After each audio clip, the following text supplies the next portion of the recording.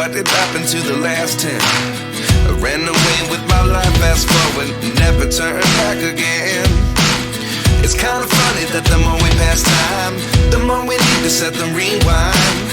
And 19 was the year. What's going on? Welcome to another episode of Increase. And right here, even as we are in the studio, we are going to be continuing our midnight prayer. But I want to deal with the subject of relationships and developing. And so, if you see me looking to my left, it's only because I'm reading my notes, because I just want to really dive into it a little bit, if you will. So thank you all for bearing with me. Thank you all for joining me as we go forward. So again, tonight we're going to be dealing with relationships, and particularly about developing them. And so the first part I want to deal with is called the paradox of intimacy, and differentiation of self. And so in modern relationships, we have romanticized the idea, that when you find the one, right, you merge, you become two halves of a whole, right? You finish each other's sentences. You want to do the same things. You spend all of your free time together. We call that closeness. But in the world of family systems theory, specifically Bowen's family systems theory, this merging isn't considered romantic. In fact, it actually is a red flag, because they call it fusion. And Dr. Murray Bowen, a pioneer in family therapy, developed the concept called differentiation of self. And don't worry, because I'm going to go into the real details of it, right? But I just want to get this out there. So differentiation, is your ability to maintain your own sense of self, your own thoughts, and your own emotional regulation. And while remaining emotionally connected to someone else, think about you having the ability to be close to someone without losing yourself. Because so many people in today's society, they get in a relationship, and that's one of the things that they declare. They feel like they are losing themselves, right? So when two people have low differentiation, they are fused. And if one person gets anxious, the other person gets anxious. And if one person is in a bad mood, then the whole house is in a bad mood. They rely entirely on the other person to regulate their emotion. And so they need constant validation. And ironically, this extreme closeness actually kills desire and creates deep resentment. And I'm going to ask you, do you feel that way? But we got to deal with this as it pertains to relationships. And so Esther Perel, the brilliant psychotherapist, talks about this constantly. And she points out how love is about having, but desire is about wanting. And you cannot want what you already have. And so you cannot desire someone if there is no space between you. Fire needs air to burn. And so, how do you develop a relationship unconventionally? You stop trying to merge. You actively cultivate yourself. You maintain your own hobbies, your own opinions, and your own baseline. And when your partner is stressed, a highly differentiated person can be supportive and empathetic without absorbing that stress and making it their own. Developing a relationship isn't about becoming one person, it's about becoming two highly distinct, fully formed individuals who choose to stand next to each other. The stronger your individual I is, the stronger your collective we can truly be. And so I think that that's one of those concepts where, you know, that's one of those concepts where it's really kind of weird. And I say weird in the sense that as a Christian, we look at relationships as a married couple, you look at them as being the two becoming one. But then in the secular, so to speak, I could see this concept becoming. I guess my only challenge with that is that when you look at older couples over time, what seemed like to be the separation, you really begin to see that merger because you've been with each other for so long. It's not like you lose yourself, I think, but you connect in different other ways. Here's another concept of development, if you will. It's called the Michelangelo phenomenon, right? In 1999, researchers coined a term for a specific interpersonal process observed in close couples. They call it the Michelangelo phenomenon.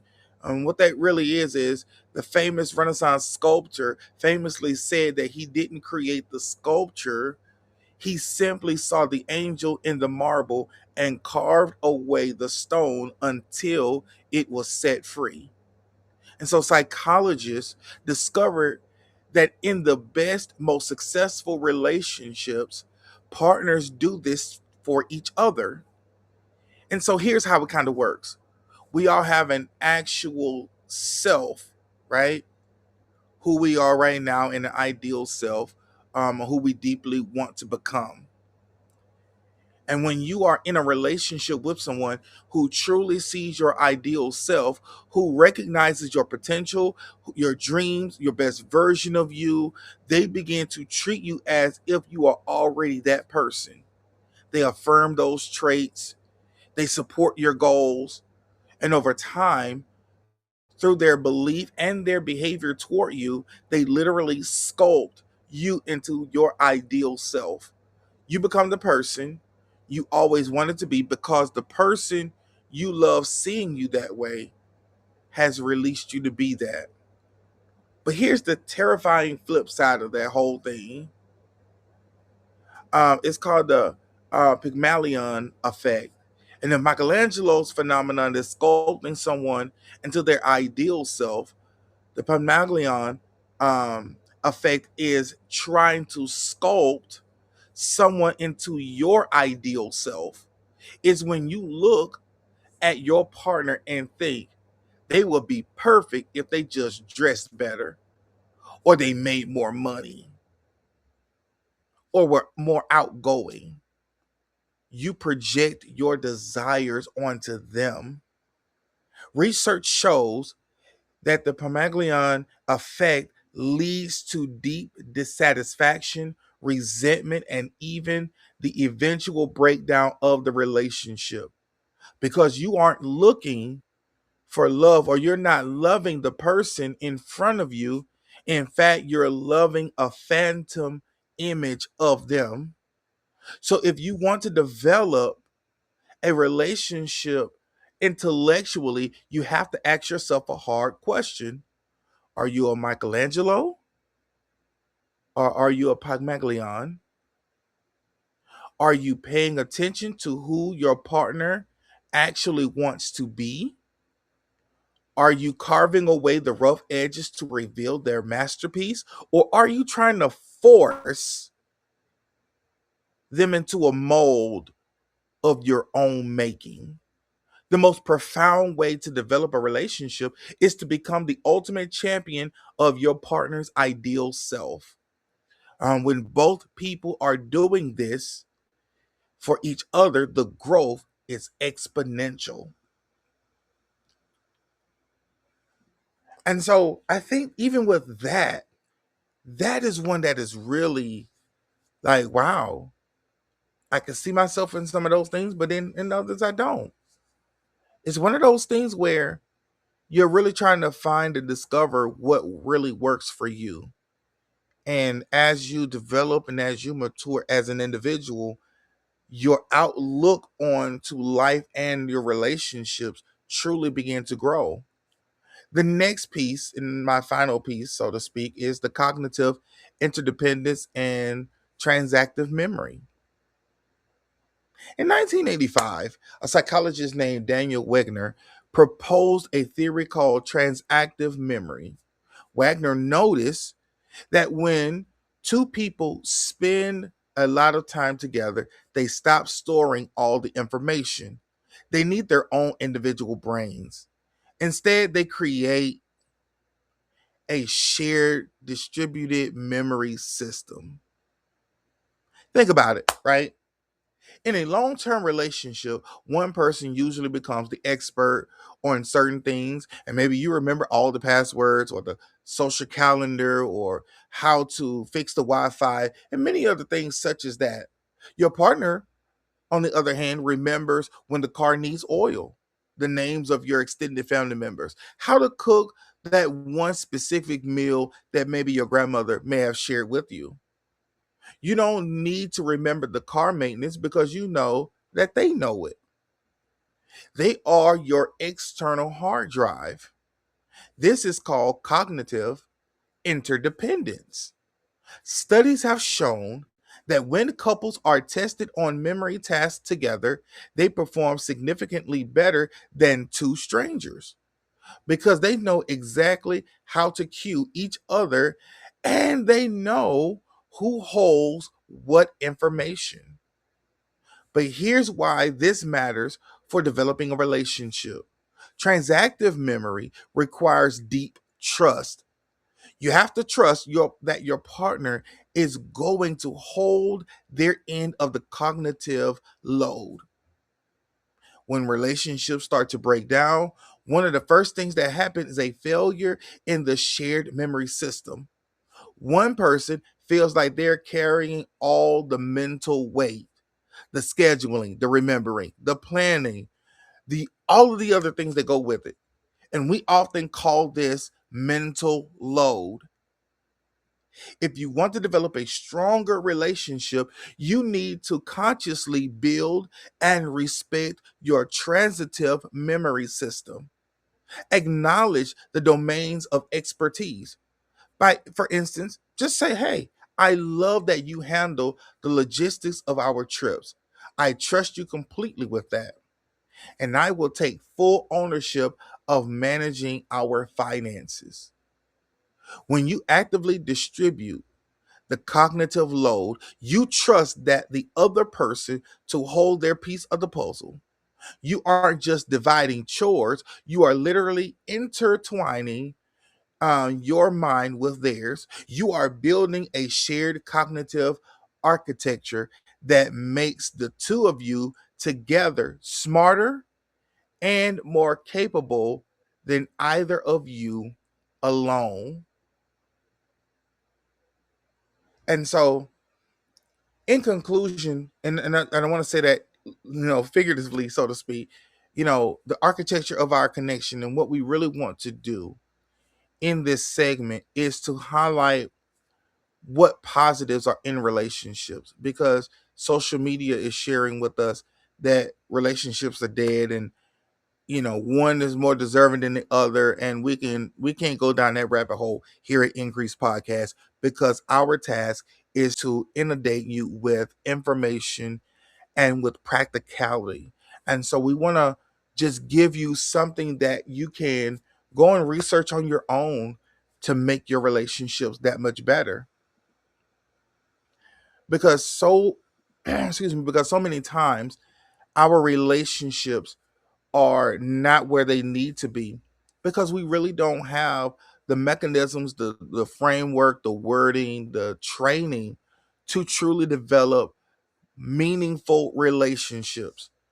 You love the person that you are dating or even married to. You guys just have lost your way and you're trying to find yourselves back to each other by whatever means possible. And so, as you are wanting to develop that relationship, you need to develop a better sense of communication. You need to begin to look at what ways that you can connect with that person and they with you. Yes, I understand that it is difficult to connect with the person that don't want to be reached out to. And if that's your situation, then you have a different fight on your hand. You may need to start looking at and possibly having the question of what are we going to do with this relationship, seeing that you don't want to invest in it anymore. You both have to be able to invest in the relationship in order for it to grow to what it need to be. Both of you deserve to be loved. Both of you equally deserve to be respected. And when those two things are lost, you can't help but find yourself being frustrated. And so, yes, this may be the time where you need to sober your mind, get some clarity about yourself, what you want, and who you want to do it with. But whatever your choice is, do it with a clear conscience. Make sure that you've done everything that you could have possibly. Seek out therapy. Get with individuals that are licensed and certified in these areas. I'm just here to post information, give you some tips, give you some wording that you can go and research on your own to go to that next level. Because this is not only your time, this is your season. And I believe that if you continue to strive for having deeper, meaningful relationships and connections, that it's going to eventually require you to develop them. And the development is not just about that relationship, but even yourself. You have to mature to the place where, as the relationship grows, that you grow with it. And as you both begin to grow, both you as an individual and the relationship, it makes the time together and apart that much more beautiful. So I thank you for your time. I hope that you all share this video, like it, leave me a comment down below of what you think of it, and you all have a great night. Peace.